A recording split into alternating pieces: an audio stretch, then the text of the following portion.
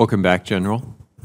I want to follow up on the questions on the third offset that Senator King and Senator Warren raised, and specifically I want to talk a little bit about directed energy. As the Vice Chairman of the Joint Chiefs, you have unique insight into the Joint Requirements Oversight Council, which identifies capability gaps for the military and generates the requirements to fill those gaps. For the purposes of things like base protection, counter-rocket, counter-artillery, counter-mortar, counter-UAS, directed energy weapon systems have significant advantages but seem to be unable to enter the requirement setting process, largely because alternative kinetic options already exist.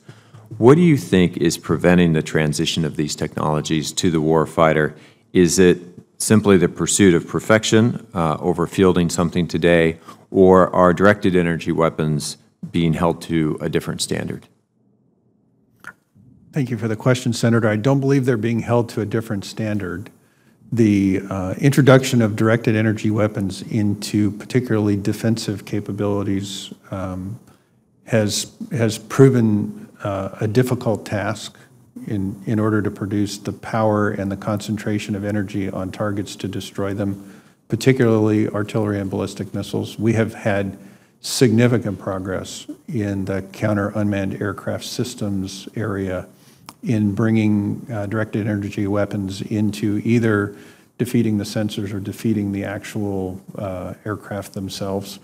I think the promise is there for directed energy. It's going to be a matter of the concentration of that energy to have lethal effect.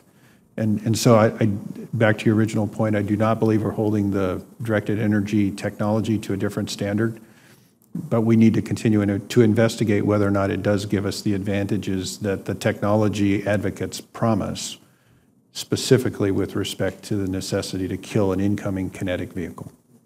You know, I've been following this for a long time. As you know, I started out my career at Air Force Research Labs, and I would just encourage you to take a close look at where these are today, both in terms of high-energy lasers and high-powered microwaves.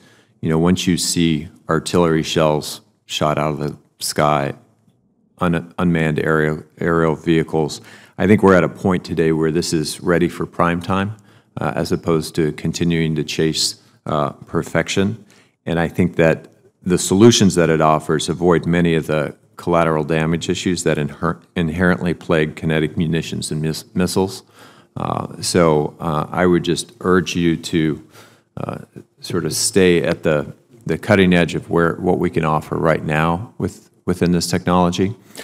To your question on directed energy, I will commit to having a meeting with the JROC and bring in the technology experts who can bring us up to date to make sure we're not missing something. I'd deeply appreciate that. I think there's a handful of projects that are sort of on the shelf and ready to go right now, that there's a great deal of interest in moving forward directly to the warfighter. Yes, sir.